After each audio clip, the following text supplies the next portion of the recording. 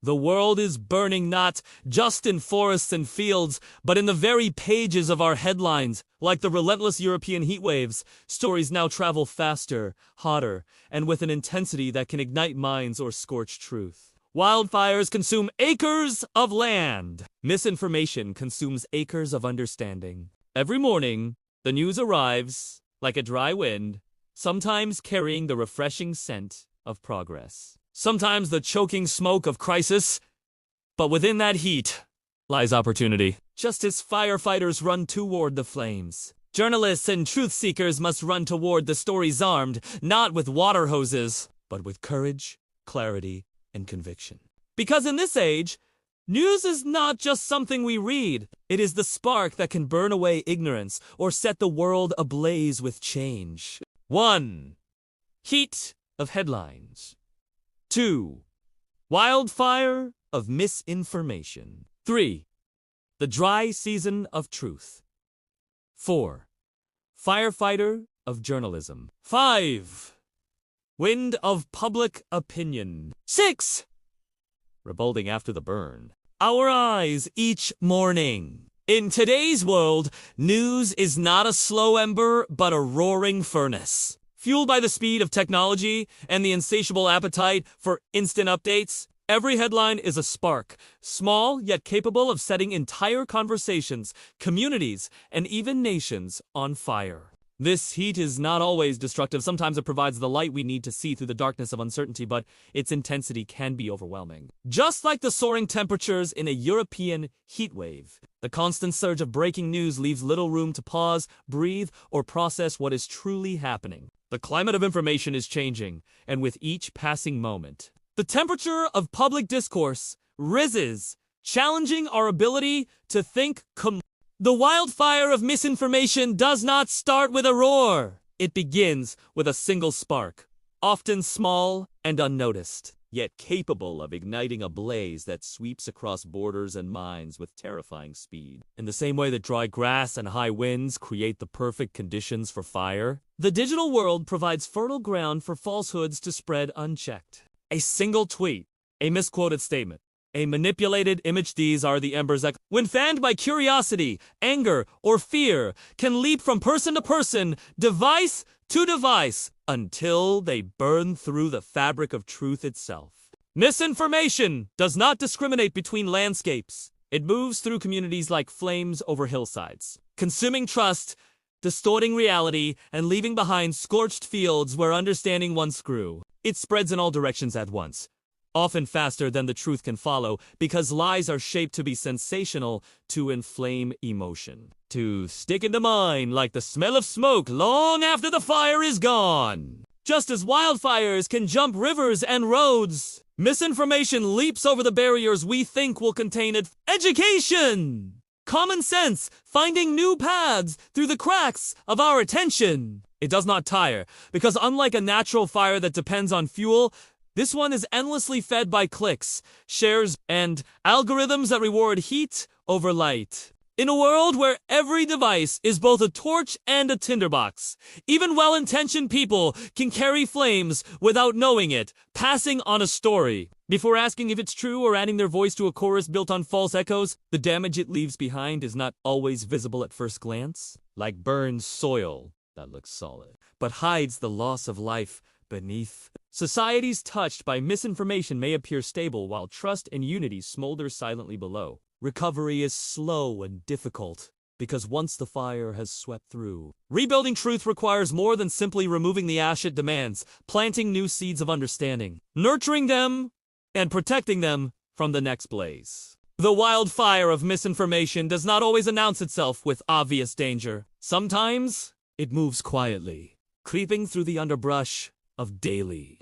The dry season of truth is a time when facts become scarce, when clear and verified information feels like water in a parched land. In this season, rumors and half-truths grow where evidence should be, much like weeds sprouting in cracked soil. The ground of public understanding hardens under the relentless sun of speculation, making it harder for seeds of genuine knowledge to take root. Without regular rains of reliable reporting, the atmosphere becomes heavy with uncertainty, and people begin to thirst for clarity that never seems to come. In this climate, every drop of truth is precious, yet often lost before it can reach those who need it most. Sources dry up or become unreliable, and what once flowed freely through trusted channels is now reduced to a trickle, vulnerable to evaporation under the heat of bias and manipulation. The dryness seeps into conversations, into communities, into decisions that shape lives, leaving them brittle and easily fractured.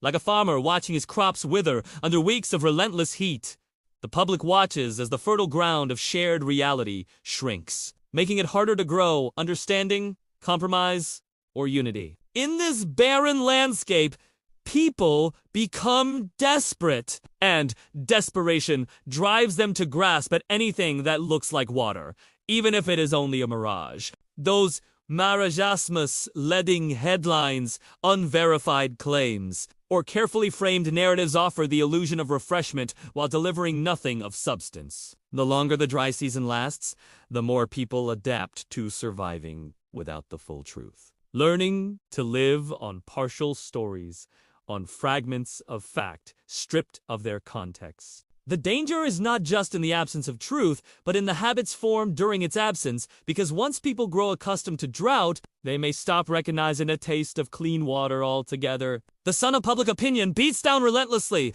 magnifying division, creating heat waves of argument, where cool, reasoned discussion once flowed.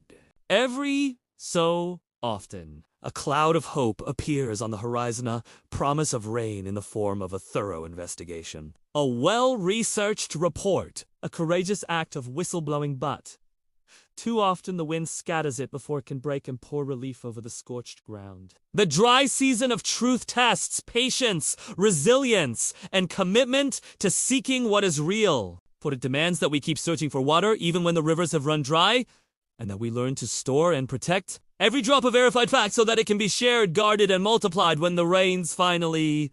The firefighters of journalism are the ones who run toward the blaze when others turn away, stepping into the heat of unfolding events with only their tools of truth, persistence, and courage. They are not armed with hoses or water, but with questions, notebooks, cameras, and the determination to uncover what lies behind the smoke. Just as real firefighters face walls of flame, journalists face walls of silence, evasion, and sometimes deliberate obstruction. Yet they press forward because they know that without their work, the fire will spread unchecked. They breathe in the smoke of confusion and chaos, sifting through it to find the clear air of verified fact, often at great personal risk. In war zones, disaster sites, and corridors of power, they work under intense pressure, knowing that the world depends on the accuracy of their words and images. Like fire crews battling shifting winds, they must adapt constantly, adjusting their approach as the story evolves. Always aware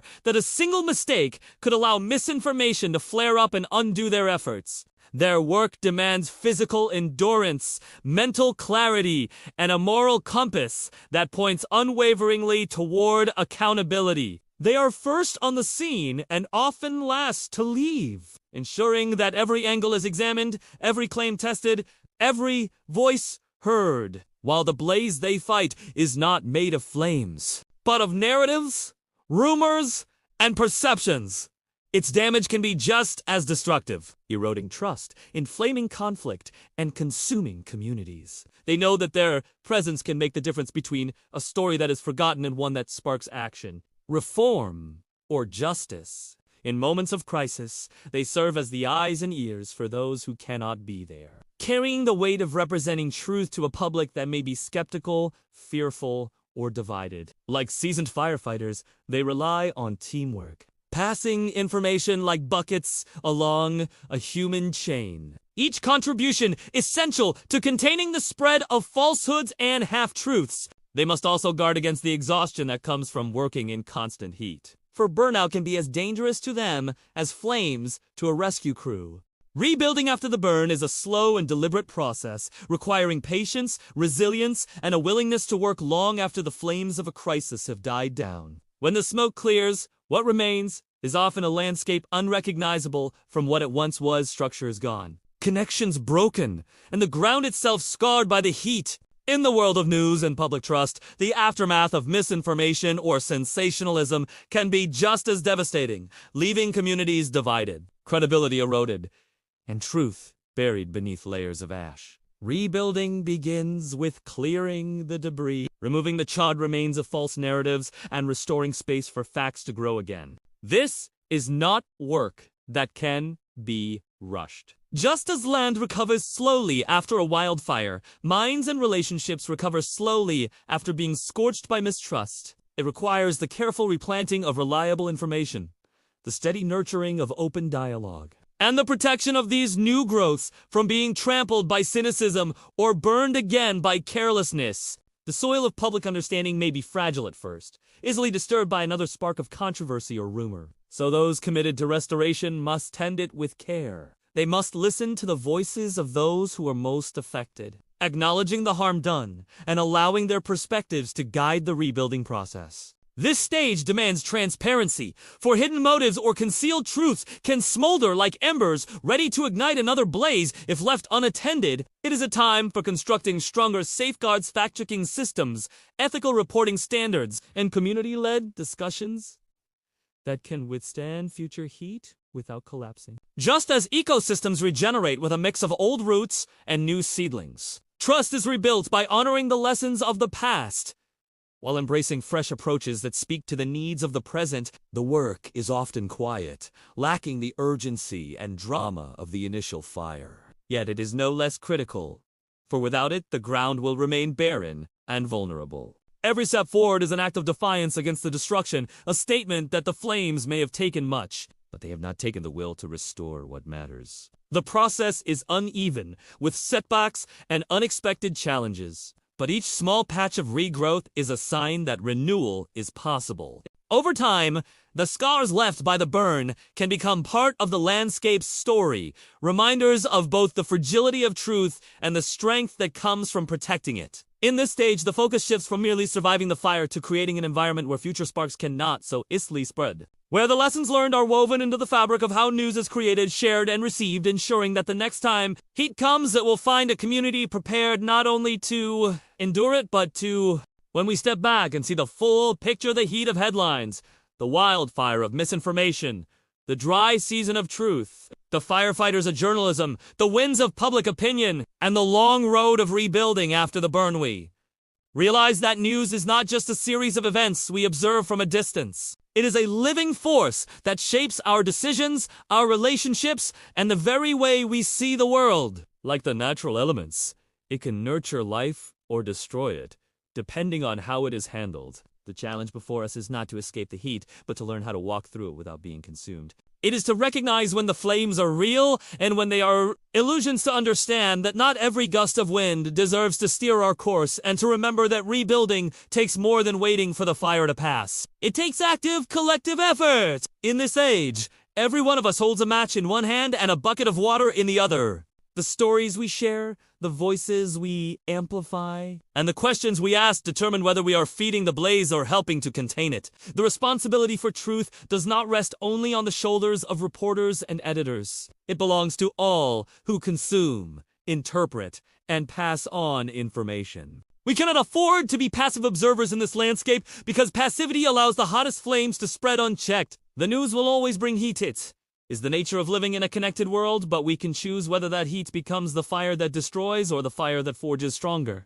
more informed communities. We can choose to demand better, to check the source before we share, to stand with those who run toward the truth even when it is dangerous or unpopular. And when the flames inevitably come again, we can stand not as scattered individuals, but as a united front, ready to protect what is real and rebuild what is lost. Because the measure of our strength is not how we stand in the calm, but how we face the heat together, how we shield one another from the smoke, and how we emerge from the burn determined not just to survive, but to keep the light of truth burning brighter than the fire that tried to consume it.